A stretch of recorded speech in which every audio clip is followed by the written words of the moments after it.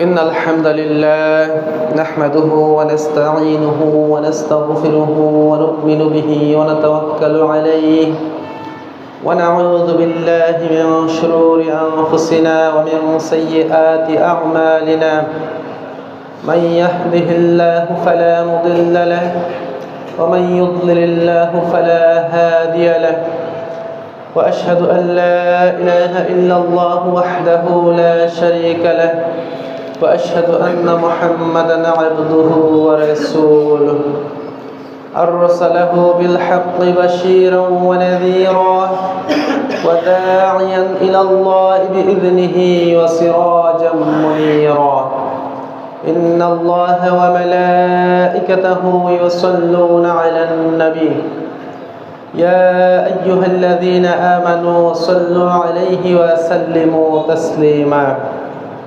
اللهم صل على محمد وعلى آل محمد كما صليت على إبراهيم وعلى آل إبراهيم إنك حميد مجيد اللهم بارك على محمد وعلى آل محمد كما باركت على إبراهيم وعلى آل إبراهيم إنك حميد مجيد يا أيها الناس اتقوا ربكم الذي خلقكم من نفس واحدة وخلق منها زوجها وبث منهما رجالا كثيرا ونساء واتقوا الله الذي تساءلون به والأرحام إن الله كان عليكم رقيبا يا أيها الذين آمنوا اتقوا الله حق تقاته ولا تموتن إلا وأنتم مسلمون يا أيها الذين آمنوا اتقوا الله وقولوا قولا سديدا يصلح لكم أعمالكم ويغفر لكم ذنوبكم ومن يطع الله ورسوله فقد فاز فوزا عظيما أما بعد إن أصدق الحديث كتاب الله وأحسن الهدي هدي محمد صلى الله عليه وسلم وشر الأمور محدثاتها وكل محدثة بدعة وكل بدعة ضلالة وكل ضلالة في النار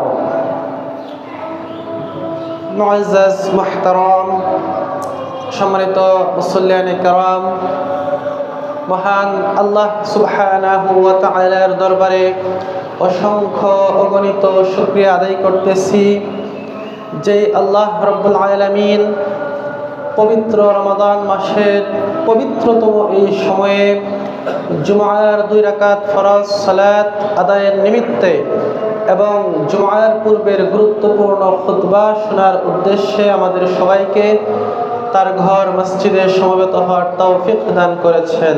আলহামদুলিল্লাহ।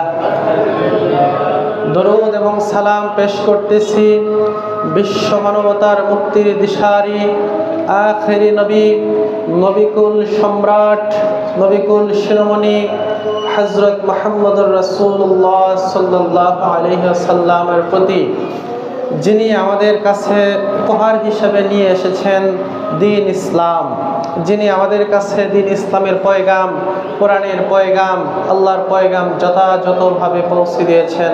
আল্লাহুম্মা সাল্লি আলাইহি আল্লাহুম্মা বারিক আলাইহি। সম্মানিত উপস্থিতি, আমি আমার পূর্ববর্তী যে খুতবায় একটি অত্যন্ত গুরুত্বপূর্ণ বিষয়ে আলোচনা পেশ করেছিলাম। বিষয়টা কি ছিল? জয়ীফ হাদিস কি দলিলযোগ্য কিনা বা আমলযোগ্য কিনা, জয়ীফ হাদিসের উপর আমল করা যায় কিনা। তো এই ব্যাপারে আমি 12টি পয়েন্ট বলেছিলাম আলোচনা করব। তার মধ্যে আমি 6টি পয়েন্ট অর্ধেক আলোচনা করেছিলাম আমার পূর্ববর্তী জুমার খুতবায়, এবং বলেছিলাম পরবর্তী খুতবায় বাকি 6টা পয়েন্ট নিয়ে আলোচনা করব ইনশাআল্লাহ। তো আজকে আল্লাহ আমাকে আবারও সুযোগ করে দিয়েছে আপনাদের সামনে উপস্থিত হওয়ার এবং কিছু কথা বলার। আমি বাকি 6টি পয়েন্ট আপনাদের সামনে আলোচনা পেশ করার ইচ্ছা পোষণ করতেছি। ওয়া মা তাওফিকি ইল্লা বিল্লাহ। আসলে এই যে পয়েন্ট, জয়ীফ হাদিস আমলযোগ্য কি না, এই বিষয়টা অত্যন্ত গুরুত্বপূর্ণ এবং শরীয়তের বিভিন্ন মাসআলার সাথে সম্পৃক্ত। আমি আমার পূর্ববর্তী জুমায় বলেছিলাম, যদি এই পয়েন্টটাতে আমরা একটা ফায়সালায় আসতে পারি, এই উসুলে যদি একটি ফায়সালায় আসতে পারি, শত সহস্র ইখতিলাফ দূর হয়ে যাবে, শত সহস্র মাসআলা দূর হয়ে যাবে। এই যে আমাদের মাঝে বিরাজ করতেছে পবিত্র রমাদান মাস, এই রমজান মাসেরই কিন্তু অনেক মাসআলা আছে এই উসুলের সাথে সম্পৃক্ত। যেমন ধরেন সালাতুত তারাবিহ এর কথাই যদি আমরা বলি, আমাদের হানাফি ভাইয়েরা 20 রাকাত সালাতুত তারাবিহকে সুন্নাত মনে করে আদায় করে। আমরা 11 রাকাত কিয়ামুল লাইল বা সালাতুত তারাবিহকে সুন্নাত মনে করে আদায় করি। 20 রাকাত কেউ পড়লে সেটা জায়েজ হবে, গুনাহ হবে না, তবে আমরা 20 রাকাতকে সুন্নাত মনে করি না, সুন্নাত 11 রাকাতকে মনে করি। 11 রাকাত সুন্নাত আদায় করে আপনি ইচ্ছা করলে নফল হিসাবে ইচ্ছা মতো যা খুশি তা পড়তে পারেন, যত খুশি তত। কিন্তু 20 রাকাতকে তারা সুন্নাত মনে করে, আমরা করি না। কারণ তারা যে হাদিসকে হযরত ওমর রাদিয়াল্লাহু তাআলা আনহু থেকে যে হাদিস পেশ করে এবং মারফু'ই সূত্রে রাসূলুল্লাহ সাল্লাল্লাহু আলাইহি ওয়াসাল্লাম থেকে যে হাদিস পেশ করে, এই হাদিসগুলা সহিহ না, জয়ীফ। আর জয়ীফ হওয়ার কারণে আমরা একে কি মনে করি না? সুন্নাত মনে করি না। কারণ কি, আমাদের উসুল হচ্ছে, আমাদের নীতি হচ্ছে, জয়ীফ হাদিস দলিলযোগ্য না, জয়ীফ হাদিস আমলযোগ্য না, যদিও তারা কি মনে করে? আমলযোগ্য মনে করে। তারপরে দেখবেন এই যে রমজানের শেষে দিয়ে সাদাকাতুল ফিতর নিয়ে অনেক আলোচনা করা হয়। ঈদের সময় কি করতে হয়? ফিতরা দিতে হয়। ফিতরা নিয়ে অনেক ইখতিলাফ। ফিতরা কি খাদ্যবস্তু দিয়ে দিতে হবে নাকি টাকা দিয়ে দিতে হবে? তো টাকা দিয়ে দেওয়ার ক্ষেত্রে এরা একটি রওয়ায়াত পেশ করে, একটা হাদিস পেশ করে, কিন্তু ওই হাদিসটিকে আমরা গ্রহণ করি না, কারণ এটা হচ্ছে একটা জয়ীফ হাদিস। তো এই জয়ীফ হওয়ার কারণে আমরা টাকা দিয়ে ফিতরা আদায় করলে সেটাকে যথেষ্ট মনে করি না। আমরা করে সুন্নাহ সম্মতভাবে খাদ্যবস্তু দিয়ে ফিতরা আদায়ের পক্ষে।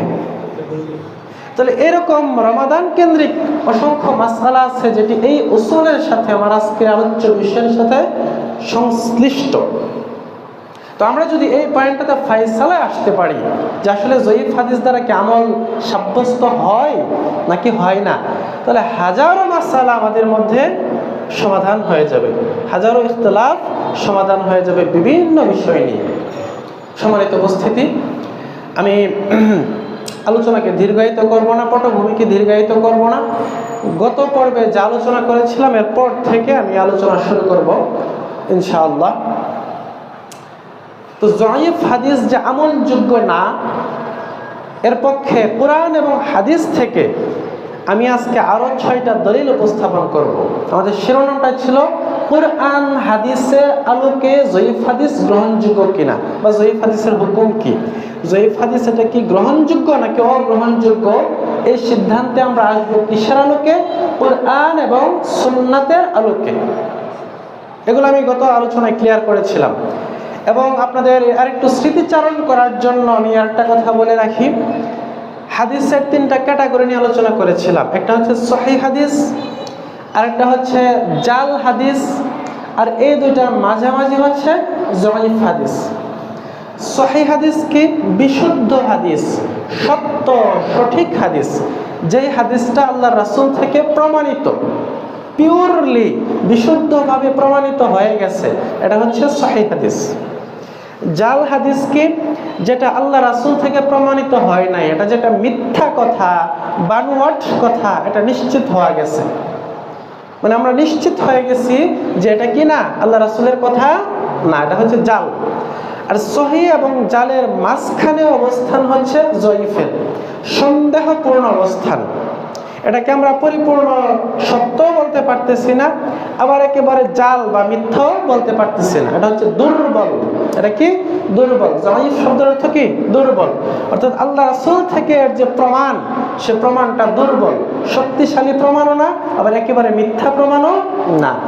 এখন দুর্বল প্রমাণ, এই দুর্বল প্রমাণের উপর ভিত্তি করে শরীয়ত প্রতিষ্ঠিত হয় কিনা, আমল সাব্যস্ত হয় কিনা, মুস্তাহাব আমল বা বিভিন্ন সুন্নত আমল সাব্যস্ত হয় কিনা, এই বিষয়টা নিয়ে আমরা আলোচনা করব ইনশাআল্লাহ।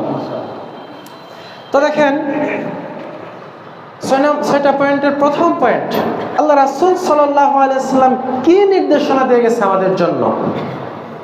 সুনান ইবনে মাজাহ এর 35 নম্বর হাদিস, قال رسول الله صلى الله عليه وسلم, আল্লাহ রাসূল সাল্লাল্লাহু আলাইহি ওয়াসাল্লাম বলতেছেন, ইয়াকুম ওয়া কাসরাতাল হাদিস আন্নী ফামান ক্বালা আলাইয়া ফালইয়াকুল হাক্কান আও সিদকা ওয়া মান তাকাওয়ালা আলাইয়া মা লাম আকুল ফালইয়াতাবাওয়া মাকআদাহু মিনান নার। কি বলতেছেন? ইয়াকুম ওয়া কাসরাতাল হাদিস আন্নী, তোমরা আমার থেকে বেশি বেশি হাদিস বর্ণনা করা থেকে দূরে থাকো। সুবহানাল্লাহ, কি কথা বলতেছেন আল্লাহ নবী, যে আমার থেকে বেশি বেশি হাদিস কি করো না, বর্ণনা করো না, বেঁচে থাকো, দূরে থাকো, পরিহার করো অধিক হাদিস বর্ণনা করা থেকে, সাবধান করতেছেন। ফামান ক্বালা আলাইয়া, কেউ যদি আমার পক্ষ থেকে কিছু বলতে চাই, ফালইয়াকুল হাক্কান আও সিদকা, সেজন্য হক এবং সিদক, সঠিক এবং বিশুদ্ধ জিনিসটাই বর্ণনা করে। সুবহানাল্লাহ। তাহলে আল্লাহ রাসূল কি শর্ত দিচ্ছেন, যে আমার পক্ষ থেকে যদি কিছু বর্ণনা করতে হয় যেটা একেবারে শতভাগ বিশ্বস্ত, সঠিক, সত্য, সেটাই কি করতে হবে? বর্ণনা করতে হবে। ওমান তাকাওয়ালা আলাইয়া মা লাম আকুল ফালইয়াতাবাওয়া মাকআদাহু মিনান নার। কারণ কি? যে ব্যক্তি এমন কোনো কথা বলে ফেললো যে কথাটা আমি বলি নাই, তাহলে ওই ব্যক্তির ঠিকানা কোথায়? জাহান্নাম। নাউযুবিল্লাহ। আল্লাহ নবীর নামে মিথ্যা কথা বর্ণনা করা এর যে কি ভয়ঙ্কর শাস্তি, ইচ্ছাকৃতভাবে যদি কেউ মিথ্যা কথা বর্ণনা করে তাকে হত্যা করতে হবে রাষ্ট্রীয় আইনে, এবং সে ব্যক্তি যদি খালেস তওবাও করে পরবর্তী জীবনে তার থেকে কোনো সাক্ষী কবুল করা হবে না, কোনো হাদিস বর্ণনা করা হবে না। হয়তো আল্লাহ তাকে মাফ করে দিতেও পারে, কিন্তু দুনিয়াতে তার থেকে আর সাক্ষী গ্রহণ করা হবে না। এত জঘন্য পাপ। তো এই পাপ থেকে বেঁচে থাকার জন্য আল্লাহ রাসূল বলতেছেন, আমার থেকে বেশি হাদিসই তোমরা বর্ণনা করতে যাও না। হ্যাঁ, বর্ণনা করতে পারবা, যেগুলো শতভাগ তোমরা বিশ্বস্ত হবা, নিশ্চিত হবা এগুলো সঠিক সত্য, এগুলোই বর্ণনা করতে পারবা। তাহলে আল্লাহ রাসূলের এই যে সিদ্ধান্ত, এই সিদ্ধান্তে কি প্রমাণিত হয়? জয়ীফ হাদিস কি গ্রহণযোগ্য?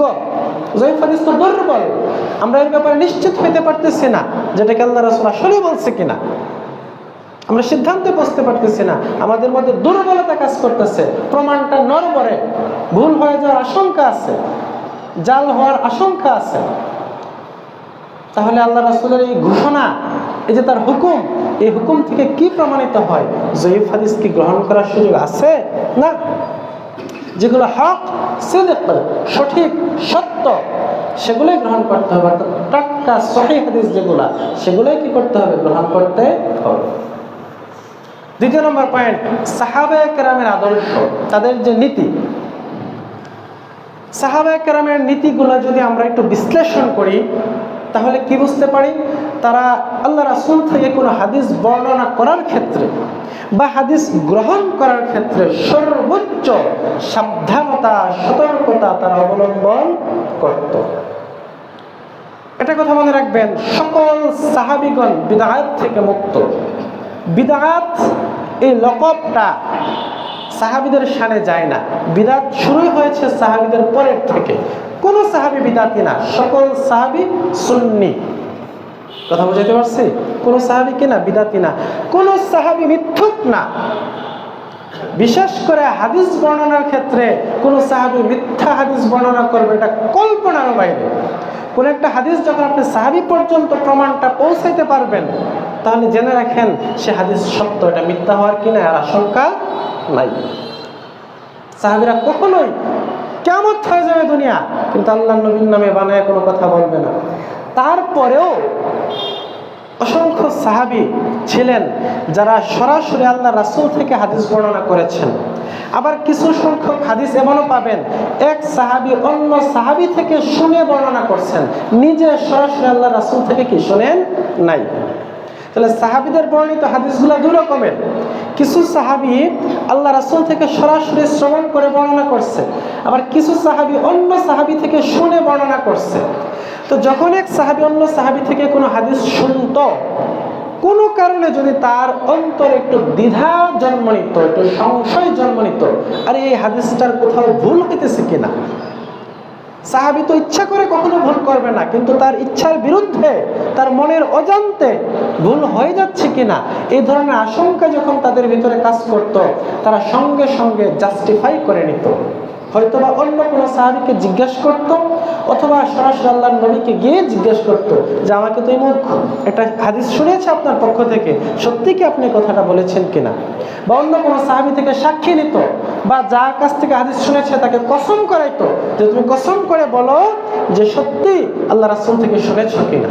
একটু যদি তাদের অন্তরে সন্দেহ দেখা দিত, সংশয় দেখা দিত, তার মানে তাদের নীতি কি ছিল? যে 100% পিওর, প্রুভড, প্রমাণিত হাদিসগুলো আমরা গ্রহণ করব। যেখানে কোনো আশঙ্কা থেকে যাবে, ওই আশঙ্কা নিয়ে আমরা গ্রহণ করব না, আগে আমাকে আশঙ্কা মুক্ত হতে হবে। এটা ছিল সাহাবীদের নীতি। তো সাহাবীদের এই যে চরিত্র, এই যে নীতি, এর পক্ষে আমি 4টা দলিল পেশ করবো ইনশাআল্লাহ। অনেক আছে, এগুলো পেশ করা এখন সম্ভব না, ইম্পর্টেন্ট 4টা দলিল আমি পেশ করব। মুসনাদ আহমদের মধ্যে বর্ণিত হয়েছে, হযরত আনাস ইবনে মালিক রাদিয়াল্লাহু আনহু ইয়াকুল, হযরত আনাস ইবনে মালিক রাদিয়াল্লাহু আনহু তিনি বলতেছেন, আনাসকে আল্লাহ রাসূলের খাদেম, 10 বছর তিনি আল্লাহ রাসূলের সহচর্যী ছিলেন। কত হাদিস তিনি শুনেছেন। তিনি বলতেছেন, লাউলা আন আখশা আন উখতিয়া লাহাদাথতুকুম বিআশিয়া সামি'তুহা মিন রাসূলিল্লাহি সাল্লাল্লাহু আলাইহি ওয়াসাল্লাম লাকিন্নাহু ক্বাল মান কাযাবা আলাইয়া মুতাআম্মিদান ফালইয়াতাবাওয়া মাকআদাহু মিনান নার।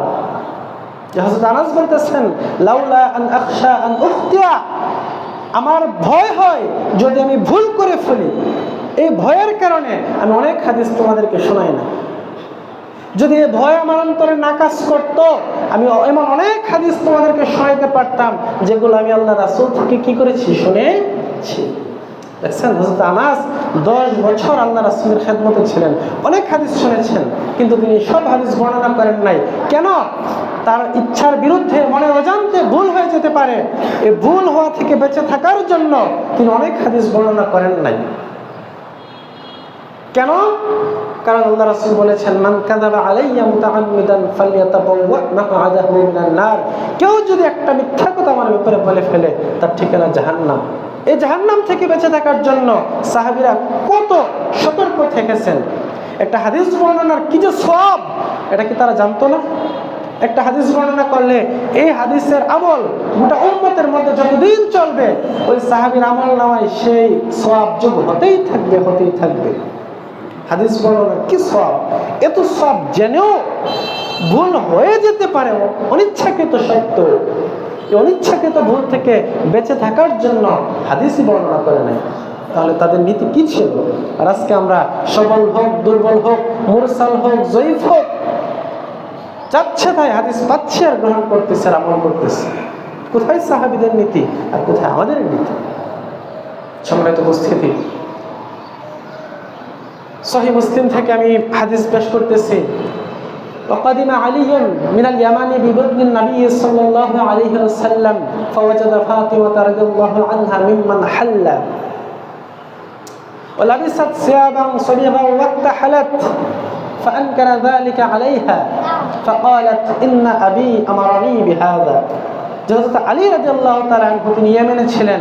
আল্লাহ রাসূলের নির্দেশে আল্লাহ রাসূলের সাথে সাক্ষাৎ করার জন্য তিনি ইয়েমেন থেকে আল্লাহ রাসূলের কাছে চলে আসলেন এবং এসে ফাওয়াজাদা ফাতিমা রাদিয়াল্লাহু আনহা মিম্মান হাল্লা, তিনি দেখতে পেলেন ফাতেমা রাদিয়াল্লাহু আনহা আল্লাহ রাসূলের কি মেয়ে এবং হযরত আলীর স্ত্রী।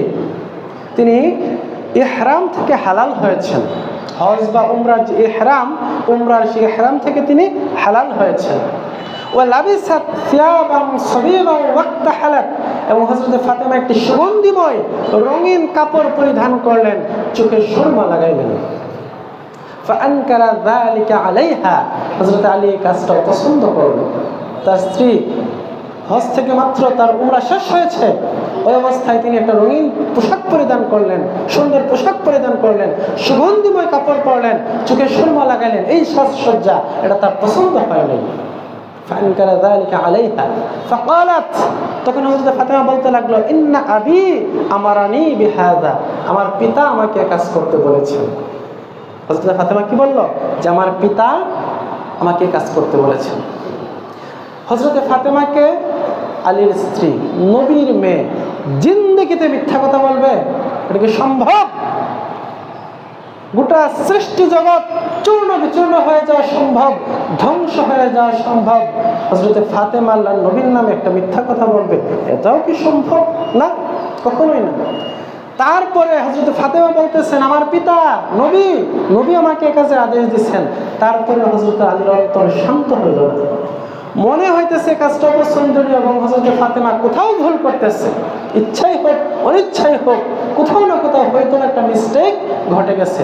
তিনি ক্ষান্ত থাকতে পারলেন না, শান্ত থাকতে পারলেন না। তিনি বলতেছেন, ফাযাহাবতু ইলা রাসূলিল্লাহি সাল্লাল্লাহু আলাইহি ওয়াসাল্লাম মুহাররিশান আলা ফাতিমাতা লিল্লাযী সানাত, আমি দৌড় মেরে ছুটে গেলাম আল্লাহ রাসূলের কাছে এবং তার কাছে আমি ছুটে গেলাম হযরত ফাতেমার উপরে অসন্তুষ্ট অবস্থায়, রাগান্বিত অবস্থায়, যে কাজ সে করেছে ওই কাজের জন্য, তার এই কাজের ব্যাপারে আমি অসন্তুষ্ট, আমি রাগান্বিত অবস্থায় তারপর ছুটে গেলাম আল্লাহ রাসূলের কাছে।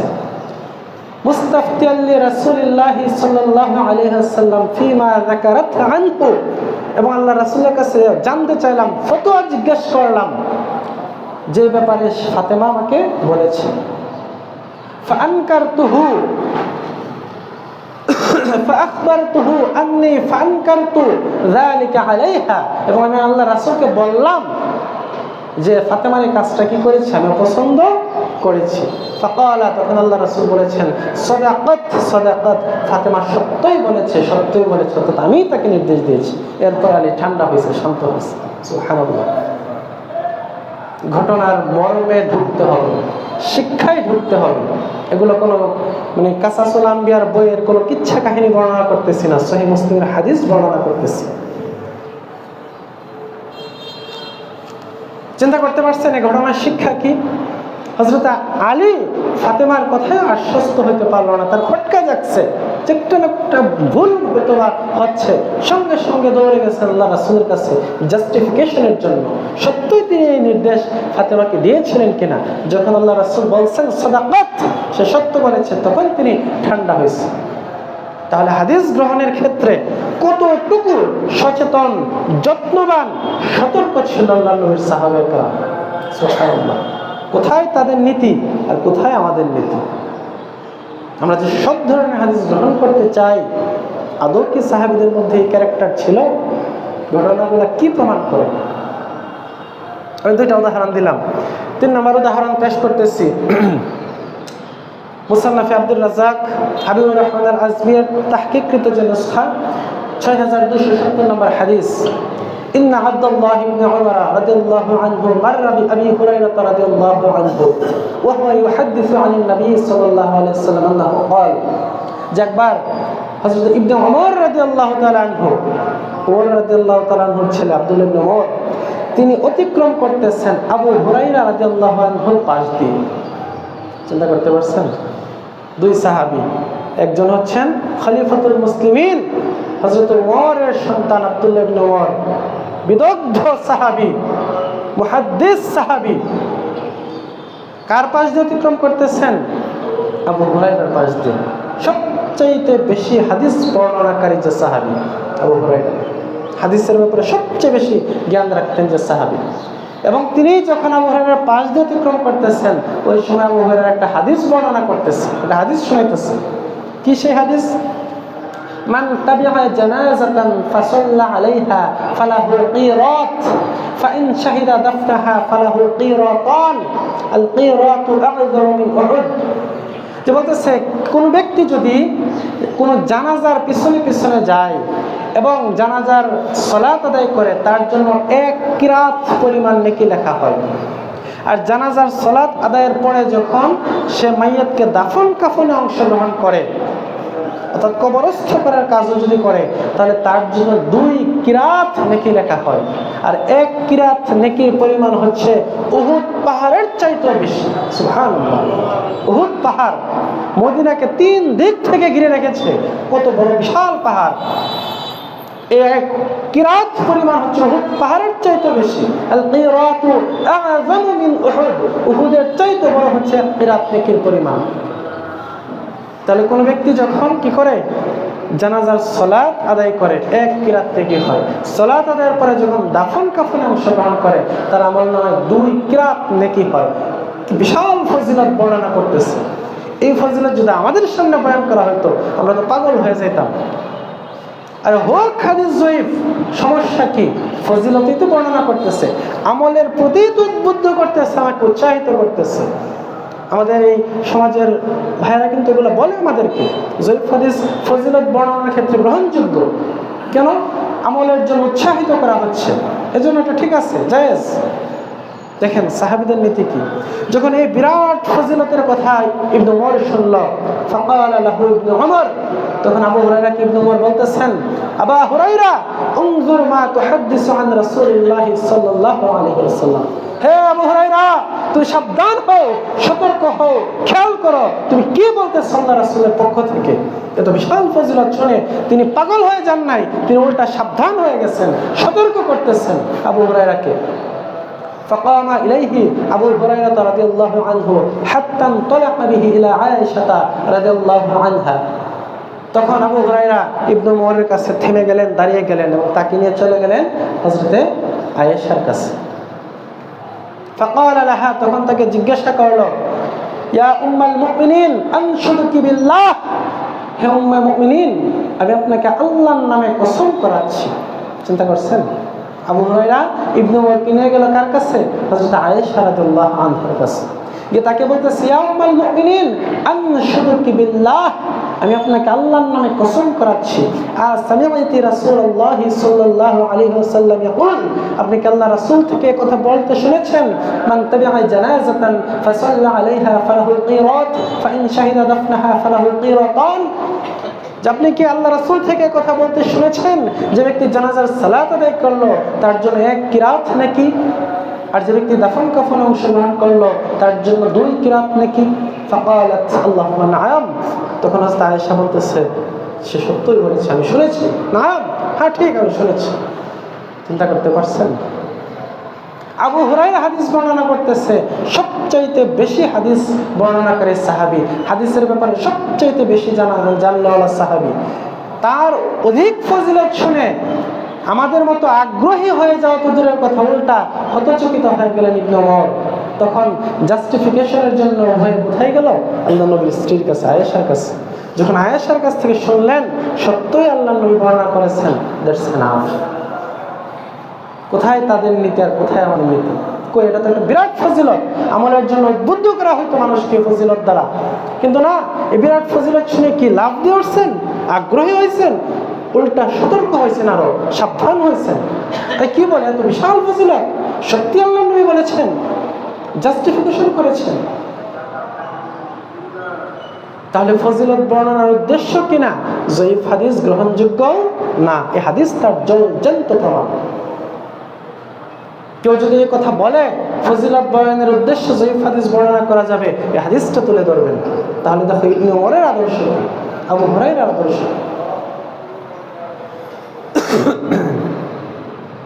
4 নাম্বার আমি আরেকটা দৃষ্টান্ত দিচ্ছি। হাদিসের মধ্যে একটা হাদিস হচ্ছে, মানে জয়ীফ হাদিসের একটা প্রকার হচ্ছে মুরসাল। হানাফিদের নিকট এবং মালিকিদের নিকট মুরসাল হাদিস গ্রহণযোগ্য, কিন্তু আমাদের নিকট মুরসাল হাদিস গ্রহণযোগ্য না। মুরসাল হাদিস কি? তাবিঈ যখন সরাসরি আল্লাহর রাসূল থেকে হাদিস বর্ণনা করে তখন সেটাকে বলা হয় মুরসাল হাদিস। আল্লাহর নবী থেকে হাদিস শুনেছেন কে? সাহাবীরা। সাহাবীদের ছাত্র হচ্ছেন তাবিঈরা। তার মানে তাবিঈরা কোনো হাদিস সরাসরি আল্লাহর নবী থেকে শোনার সুযোগ নাই, তারা শুনবে সাহাবী থেকে, সাহাবী শুনবে নবী থেকে। সুতরাং তাবিঈ যদি কোনো হাদিস বর্ণনা করতে চায় তাকে সাহাবীর নাম উল্লেখ করতে হবে, যে আমি অমুক সাহাবী থেকে শুনেছি আর ওই সাহাবী নবী থেকে শুনেছি।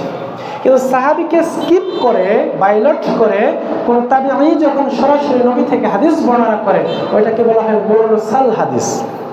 তো হানাফিদের নিকট, মালিকিদের নিকট, ইমাম মালিকের ফতোয়া এবং ইমাম আবু হানিফার ফতোয়া হচ্ছে যে মুরসাল হাদিস এটা গ্রহণযোগ্য, কারণ তাবিঈরা অনেক বড় বড় কিবার উলামায়ে কেরাম ছিলেন, তারা সাহাবীদের জমানার লোক ছিলেন, তো এই জন্য তারা গ্রহণ করত।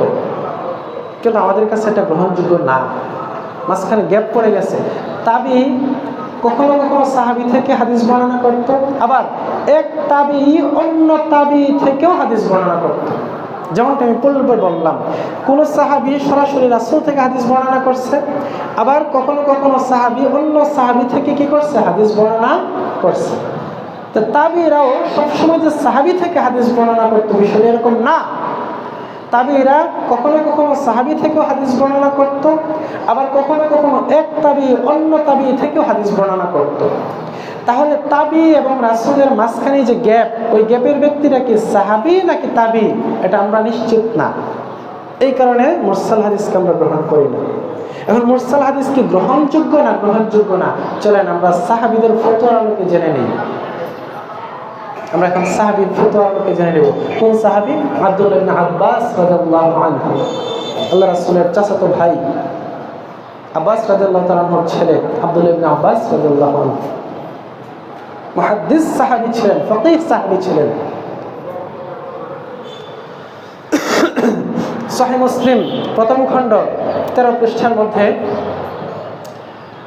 তার বিখ্যাত তাবি মুজাহিদ রাহিমাহুল্লাহ 21 হিজরিতে জন্ম 104 হিজরিতে মৃত্যু, তিনি বর্ণনা করতেছেন, যা বুশাইরুল আদাবি ইলা ইবনে আব্বাস রাদিয়াল্লাহু আনহু ফাজআলা ইউহাদ্দিসু قال يقول قال رسول الله صلى الله عليه وسلم قال رسول الله صلى الله عليه وسلم فجعل ابن عباس رضي الله عنه لا يأذن لحديثه ولا ينظر إليه যে মুজাহিদ রাহিমাহুল্লাহ বলেছেন, জাআ বুশাইরুন আল-আদাবি ইবনে আব্বাস রাদিয়াল্লাহু আনহু ফাজআলা ইউহাদ্দিসু ক্বালা রাসূলুল্লাহ, যে একজন তাবিঈ বুশাইর আদাবি তাবিঈ ছিলেন। কে ছিলেন? তাবিঈ বুশাইর আদাবি। তো তিনি আসলেন কার কাছে? সাহাবী আব্দুল্লাহ ইবনে আব্বাসের কাছে। এসে তিনি হাদিস বর্ণনা শুরু করে দিলেন সরাসরি আল্লাহর নবী থেকে, ক্বালা রাসূলুল্লাহ সাল্লাল্লাহু আলাইহি ওয়াসাল্লাম। মানে একজন তাবিঈ তিনি সাহাবী আব্দুল্লাহ ইবনে আব্বাসের কাছে আসলেন, এসে সরাসরি আল্লাহর নবী থেকে হাদিস বর্ণনা করতেছেন। তো তিনি তো তাবিঈ, তিনি তো নবী থেকে হাদিস বর্ণনা করতে পারেন না। মাঝখানে কোনো না কোনো ব্যক্তি আছে, ওই ব্যক্তির নাম তিনি উল্লেখ করেন নাই, না উল্লেখ করে সরাসরি তাবিঈ মুরসাল সূত্রে আল্লাহর নবী থেকে হাদিস বর্ণনা করতেছে। তখন ইবনে আব্বাস রাদিয়াল্লাহু তাআলা কি করলো? ফাজআলা ইবনে আব্বাস লা ইয়াযানু লিহাদিসিহি ওয়া লা ইয়ানজুরু ইলাইহি। ইবনে আব্বাস তার হাদিসও শুনতেছেন না, তার দিকে তাকাইতেছেন না। চিন্তা করছেন? হাদিস বলতেছে কিন্তু ইবনে আব্বাস তার হাদিসও শুনতেছে না, তার দিকে তাকাইতেছে না। ফাকালা লাহু, তখন তিনি ইবনে আব্বাসকে বললেন, ইয়া ইবনে আব্বাস মা লি লা আরাকা, হে ইবনে আব্বাস আমার কি হয়েছে? লা তাসমাউ লি হাদিসি উহাদ্দিসু আন রাসূলিল্লাহি সাল্লাল্লাহু আলাইহি ওয়াসাল্লাম, যে মানে আমার কি সমস্যা? আমি আল্লাহ রাসূল থেকে হাদিস বর্ণনা করতেছি, কিন্তু আপনি আমার হাদিসের দিকে মনোযোগ দিচ্ছেন না। ওয়ালা তাসমাউ, আপনি আমার হাদিস শুনতেছেন না। فقال ابن عباس, তখন ইবনে আব্বাস বলল, ইন্না কুন্না মাররাতান ইযা সামি'না রাজুলান ইয়াকুলু ক্বালা রাসূলুল্লাহ সাল্লাল্লাহু আলাইহি ওয়াসাল্লাম ابتدرته أبصارنا وأسوينا إليه بآذاننا فلما ركب الناس الصعب والذلول لم نأخذ من الناس إلا ما نعرف।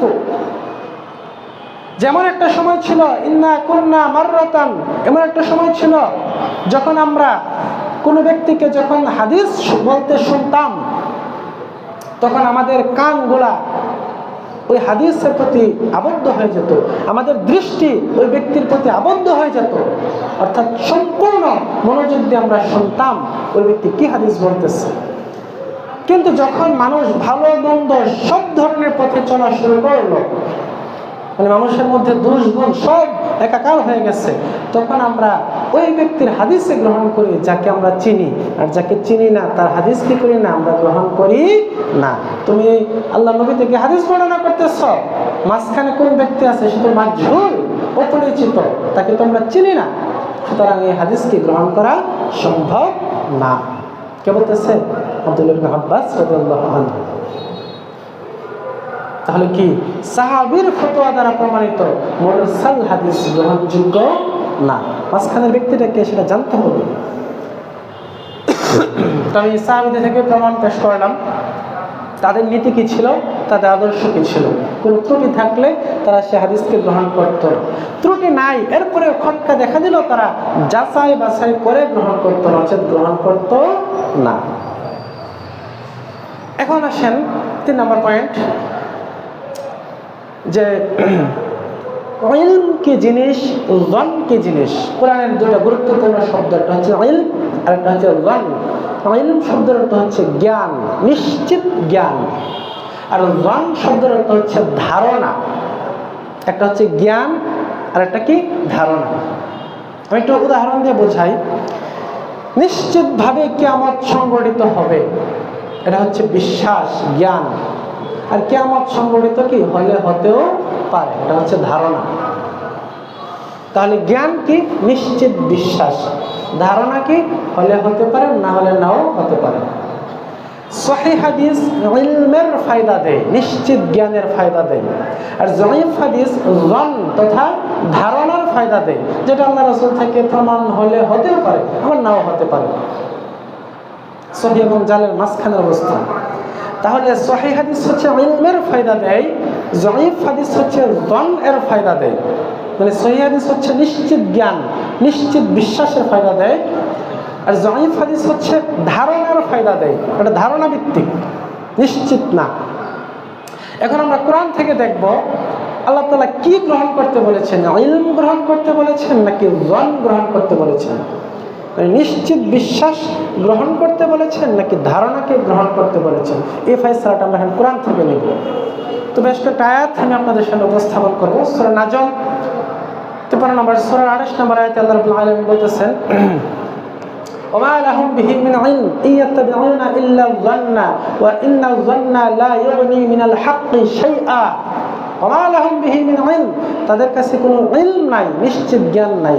ইয়াত্তাবিউনা ইল্লা যান, তারা ধারণাকে অনুসরণ করে, জনকে অনুসরণ করে। চিন্তা করছেন এই হাদিসের ক্যাটাগরির সাথে মিলান। সহিহ হাদিস হচ্ছে ইলম, যায়িফ হাদিস হচ্ছে জন, ধারণা। আল্লাহ বলতেছেন ওমা লাহুম বিহি মিন ইলম, তাদের কোনো জ্ঞান নাই, নিশ্চিত জ্ঞান নাই। ইয়াত্তাবিউনা ইল্লা যান ওয়া ইন্না যান্না লা ইউগনি মিনাল হাক্কি শাইআ, আর ধারণা সত্যের মোকাবেলায় কোনো মূল্যই রাখে না, কোনো দামই রাখে না। অর্থাৎ ধারণার কোনো দাম নাই, যেটা সত্য ওইটারই দাম আছে, ওইটাই গ্রহণযোগ্য। তাহলে সহিহ আর যায়িফ এই হাদিসের উপর আয়াতটা ফিট করেন তো দেখি, ফায়সালা এসে যায় কিনা, ফায়সালা এসে যায় কিনা। আল্লাহ বলতেছে মানে সত্যের মোকাবেলায় ধারণার কোনো মূল্যই নাই। তাহলে সত্য কি? সহিহ হাদিস। আর ধারণা কোনটা? যায়িফ হাদিস। তাহলে সহিহ হাদিসের মোকাবেলায় যায়িফ হাদিসের কি নাই? কোনো মূল্যই নাই। জনকে গ্রহণ করা যাবে না, ধারণা ভিত্তিক কোনো কিছুকে গ্রহণ করা যাবে না। সত্য ভিত্তিক যেটা, ইলম ভিত্তিক যেটা, ওটাকে গ্রহণ করতে হবে। সূরা নাজম 53 নম্বর সূরা 23 নম্বর আয়াতে আল্লাহ রাব্বুল আলামিন বলতেছেন ইয়াত্তাবিউনা ইল্লা যান্না ওয়া মা তাহওয়াল আনফুস ওয়া লাকাদ জাআহুম মির রাব্বিহিমুল হুদা। ইয়াত্তাবিউনা ইল্লা যান্না ওয়া মা তাহওয়াল আনফুস, তারা তো অনুসরণ করে কেবলমাত্র ধারণার এবং তাদের নফস, তাদের প্রবৃত্তির অনুসরণ করে। তাদের রবের পক্ষ থেকে তাদের কাছে হেদায়েত এবং সত্য চলে এসেছে। তাহলে হেদায়েত এক জিনিস আর ধারণা সম্পূর্ণ আলাদা জিনিস। এবং মূর্খ মানুষদের উপর আল্লাহ বলতেছেন তারা হেদায়েতকে বাদ দিয়ে ধারণার অনুসরণ করে চলবে। তারপরে সূরা বাকারা 2 নম্বর সূরা 80 নম্বর আয়াতে আল্লাহ রাব্বুল আলামিন বলতেছেন আম তাকুলুনা আলাল্লাহি মা লা তা'লামুন, তোমরা কি আল্লাহর ব্যাপারে এমন কোনো কথা বলো যে ব্যাপারে তোমাদের ইলম নাই, জ্ঞান নাই। তার মানে ইলম ছাড়া, নিশ্চিত জ্ঞান ছাড়া আল্লাহর ব্যাপারে কোনো কথা বলা যাবে না। অর্থাৎ আল্লাহর ব্যাপারে কথা বলা যাবে না মানে কি? ওয়াহির ব্যাপারে কোনো কথা বলা যাবে না। হাদিস তো ওয়াহি, আমরা আলোচনাটা পরে আসবো। হাদিসও কি? ওয়াহি। হাদিসগুলো আল্লাহর নবী বানিয়ে বলতেন না, আল্লাহর পক্ষ থেকে আসছে। তাহলে ইলম ছাড়া, জ্ঞান ছাড়া আল্লাহর ব্যাপারে কোনো কথা বলা হচ্ছে মিথ্যা বলা। সূরা বাকারা 2 নম্বর সূরা 69 নম্বর আয়াতে আল্লাহ রাব্বুল আলামিন বলতেছেন ইন্নামা ইয়া'মুরুকুম বিস-সু'i ওয়াল ফাহশা' ওয়া আন তাকুলু 'আলাল্লাহি মা লা তা'লামুন। শয়তান তো তোমাদেরকে মন্দ কাজের, অশ্লীল কাজের নির্দেশ দেয়, আর নির্দেশ দেয় আল্লাহর ব্যাপারে ইলমবিহীন, জ্ঞানবিহীন কথাবার্তা বলার জন্য। চিন্তা করছেন?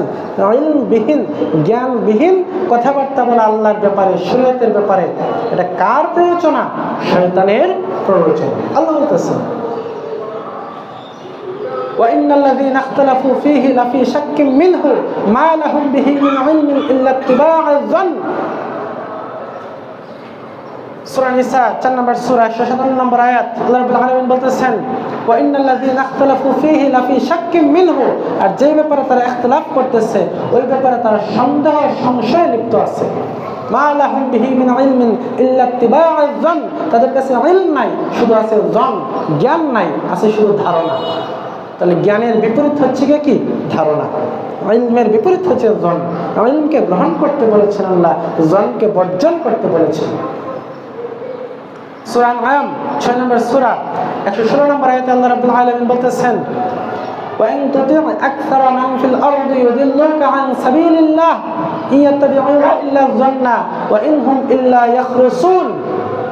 যে তুমি যদি পৃথিবীর অধিকাংশ মানুষকে অনুসরণ করো তাহলে তারা তোমাকে গুমরাহ বানিয়ে দেবে, পথভ্রষ্ট বানিয়ে দেবে। পৃথিবীর অধিকাংশ মানুষকে অনুসরণ করলে কি হবে? গুমরাহ হয়ে যাবে, পথভ্রষ্ট হয়ে যাবে। ইয়াত্তাবিউনা ইল্লা যন, কারণ বেশিরভাগ মানুষ কিসের অনুসরণ করে? জন তথা ধারণার অনুসরণ করে। তো এই ব্যাপারে আরো অনেক আয়াত আছে, সময় সংক্ষিপ্ত, আয়াতগুলোর দিকে আমি আর যাচ্ছি না। এবং আল্লাহ রাসূল সাল্লাল্লাহু আলাইহি ওয়াসাল্লামের হাদিস সহিহ বুখারী, তিনি বলতেছেন ইয়াকুম আয-যন, তোমরা ধারণা থেকে বেঁচে থাকো। ফা ইন্নাল যন্না আকযাবুল হাদিস, কারণ ধারণা হচ্ছে মিথ্যা কথা। ধারণা কি? মিথ্যা। তাহলে এই যে দেখেন ইলম এবং জন, সহিহ হাদিস হচ্ছে ইলম, জয়ীফ হাদিস হচ্ছে জন। কোরআন এবং হাদিসের দৃষ্টিতে আমরা পাই ইলমকে গ্রহণ করতে হবে, জন ধারণাকে বর্জন করতে হবে। ধারণা ভিত্তিক কোনো কথা শরীয়তে চলবে না।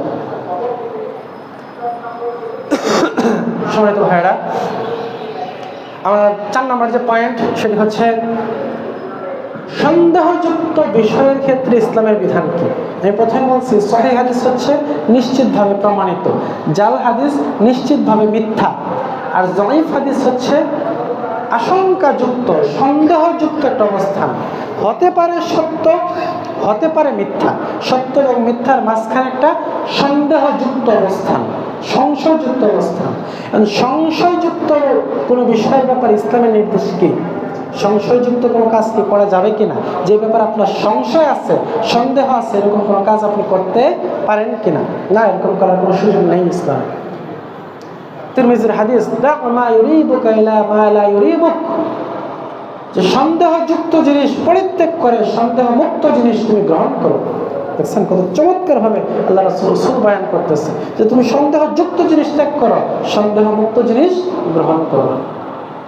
বুখারী মুসলিম সহ বিভিন্ন হাদিসের গ্রন্থে একটি হাদিস এসেছে, عن أبي عبد الله النعمان بن بشير رضي الله عنهما قال, আব্দুল্লাহ ইবনে নুমান ইবনে বাশির রাদিয়াল্লাহু আনহুমা তিনি বলতেছেন, সামি'তু রাসূলুল্লাহ সাল্লাল্লাহু আলাইহি ওয়াসাল্লাম ইয়াকুল, আমি আল্লাহ রাসূল সাল্লাল্লাহু আলাইহি ওয়াসাল্লামকে বলতে শুনেছি।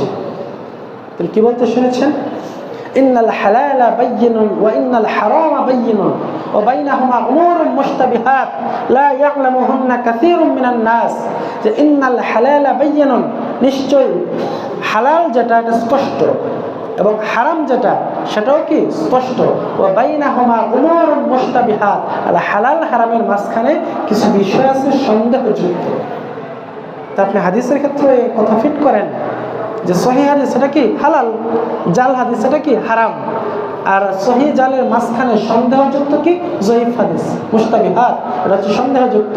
লা ইয়া'লামুহুন্না কাসীরুম মিনান নাস, অধিকাংশ মানুষ এই বিষয়গুলোর ব্যাপারে জানে না, সচেতন না।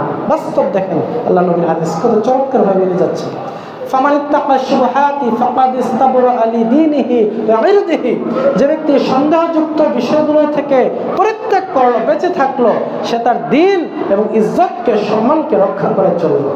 ওমা নাকা ফি শুবহাতি ওয়াকা ফিল হারামি, আর যে ব্যক্তি সন্দেহে পতিত হলো সে হারামে পতিত হলো। তার মানে কি, যে ব্যক্তি জয়ীফ হাদিসের মধ্যে ডুব দিল সে পরিণতিতে কি জাল হাদিসের মধ্যেই ডুব দিল। কত চমৎকার ভাবে আল্লাহ রাসূল বয়ান করে গেছে। ফামান ইত্তাকা শুবহাতি ফাকাদ ইস্তাবরা লিদীনিহি ওয়া ইরদিহি, যে সন্দেহ থেকে বেঁচে থাকলো সে তার দ্বীন এবং সম্মানকে বাঁচিয়ে রাখলো। ওমান ওয়াকা ফি শুবহাতি ওয়াকা ফিল হারাম, আর যে ব্যক্তি শুবহাত সন্দেহের মধ্যে পড়ে গেল সে কোথায় পড়ে গেল? হারামে পড়ে গেল। এটা খাদ্য আপনার সামনে আসছে, আপনি বুঝতেছেন না এটা হালাল নাকি হারাম, আপনার করণীয় কি? এটা থেকে দূরে থাকা। দূরে থাকলে আপনি হারাম থেকে বেঁচে থাকতে পারবেন। কিন্তু আপনি সন্দেহ নিয়ে যদি খান আর বাস্তবে যদি সেটা হারাম হয়, আপনি কোথায় পড়বেন? হারামের মধ্যে পড়বেন। এই কারণে সন্দেহযুক্ত বিষয় গ্রহণ করার সুযোগ নেই ইসলাম, তদ্রুপ সন্দেহযুক্ত হাদিস গ্রহণ করার সুযোগ নেই ইসলাম। আমার 5 নম্বর পয়েন্ট, ইসলাম শুধু মূল হারাম কাজকেই নিষেধ করে নাই, হারাম হতে পারে এরকম যত উপায় আছে সব পথ রাস্তা উপায়গুলোকে পর্যন্ত হারাম করছে, নিষিদ্ধ করছে। যেমন আল্লাহ রাব্বুল আলামিন বলেছেন, ওয়ালা তাকরাবুল ফাওয়াহিশা, তোমরা অশ্লীলতার ধারে কাছেও যেও না। আল্লাহ কিন্তু বলে নাই যে তোমরা অশ্লীল কাজ করো না, বলছে অশ্লীল কাজের ধারে কাছেও যেও না। ওয়ালা তাকরাবুজ জিনা, তোমরা জিনার ধারে কাছেও যেও না। আল্লাহ কিন্তু বলে নাই যে তোমরা জিনা করো না, কি বলছে? জিনার ধারে কাছেও যেও না। তার মানে মূল যে হারাম শুধু এটাকে হারাম করে নাই, এটা হতে পারে এরকম যত ওয়ে আছে সবগুলোকে হারাম করছে। যত সম্ভাবনা আছে হারাম হওয়ার, যত সম্ভাবনা আছে সবগুলোকে হারাম করে দিচ্ছে। তাহলে দেখেন জাল হাদিস এটা হারাম, নিষিদ্ধ। জয়ীফের উপর আমল করলে জালে চলে যাওয়ার সম্ভাবনা আছে, সুতরাং এই দৃষ্টিভঙ্গি থেকে কি এটা গ্রহণযোগ্য না। শুধু মূল হারাম, মূল যে জাল হাদিস এটা থেকে বেঁচে থাকলে হবে না, এটাতে লিপ্ত হওয়ার যে আশঙ্কা আছে, তো জয়ীফ হাদিস এটা থেকেও কি করতে হবে? বেঁচে থাকতে হবে। সর্বশেষ 6 নম্বর যে পয়েন্টটা আমি উল্লেখ করবো, সময় সংক্ষিপ্ত, সেটা দেখেন হাদিসও কিন্তু কোরআনের মতোই ওয়াহি, হাদিসও কি কোরআনের মতোই ওয়াহি। সূরা নাজমের 3 এবং 4 নম্বর আয়াতে আল্লাহ রাব্বুল আলামিন বলতেছেন ওমা ইয়ানতিকু আনিল হাওয়া ইন হুয়া ইল্লা ওয়াহয়ুন ইউহা, জামান নবী তার নিজের ইচ্ছায় নিজের প্রবৃত্তি থেকে কোনো কিছুই বলে না, যা কিছু বলে সবই আল্লাহর ওয়াহি। তার মানে হাদিসগুলো কি আল্লাহর ওয়াহি। কে বলতেছে? স্বয়ং আল্লাহ বলতেছে। তারপরে আল্লাহ রাব্বুল আলামিন বলতেছেন যে ব্যক্তি মাইয়ুতি'আর রাসূল ফাকাদ আতা আল্লাহ, আল্লাহর রাসূলের আনুগত্য যে করলো সে মূলত কার আনুগত্য করলো? আল্লাহরই আনুগত্য করলো। আল্লাহর আনুগত্য করা মানে কি? কোরআনের আনুগত্য করা। আল্লাহ রাসূলের আনুগত্য করা মানে কি? হাদিসের আনুগত্য করা। হাদিস মানলেই কোরআন মানা হয়। কে বলতেছে? আল্লাহ বলতেছে। তার মানে কি হাদিসও হচ্ছে কোরআনের মতো ওহী। সূরা আবু দাউদের 4604 নম্বর হাদিস, আল্লাহ রাসূল সাল্লাল্লাহু আলাইহি ওয়াসাল্লাম বলেছেন আলা ইন্নী উতিতুল কিতাবা ওয়া মিসলাহু মাআহ, খবরদার আমাকে কিতাব দেওয়া হয়েছে এবং তার সাথে এরই অনুরূপ আরেকটি জিনিস দেওয়া হয়েছে। সে আরেকটি জিনিস কি? হাদিস, সুন্নাত। তার মানে হাদিসটা হচ্ছে ওয়াহী, কোরআনের মতোই ওয়াহী। এখন দেখেন ওয়াহির বাণীর বৈশিষ্ট্য কি? ওয়াহির বাণীর বৈশিষ্ট্য হচ্ছে এটি শতভাগ সন্দেহ মুক্ত হবে, সন্দেহের কোনো ছিটাফোঁটা এর মধ্যে থাকবে না। সূরা বাকারার 2 নম্বর সূরার 1 এবং 2 নম্বর আয়াতে আল্লাহ রাব্বুল আলামিন এই কথাটা বলছেন আলিফ লাম মিম যালিকাল কিতাব লা রাইবা ফি, যেটি হচ্ছে সেই কিতাব, কোরআনের ব্যাপারে বলা হচ্ছে যার মধ্যে সন্দেহের কোনো ছিটাফোঁটাও নাই, অবকাশই নাই। হামিম তানজিলুল কিতাবি লা রাইবা ফীহি মির রাব্বিল আলামিন, হামিম তানজিলুল কিতাব, এই কিতাব অবতীর্ণ হয়েছে লা রাইবা ফীহি, যার মধ্যে ভুলের কোনো সন্দেহের কোনো আশঙ্কাই নেই, মির রাব্বিল আলামিন, বিশ্বজাহানের রবের পক্ষ থেকে। তাহলে কোরআন হচ্ছে শতভাগ সন্দেহ মুক্ত একটা গ্রন্থ, আর কোরআনের মতোই হচ্ছে হাদিস। সুতরাং হাদিসকেও কি হতে হবে? শতভাগ সন্দেহ মুক্ত হতে হবে। আল্লাহ রাব্বুল আলামিন আমাদেরকে বোঝার তৌফিক দান করুন। আল্লাহুম্মা আমিন।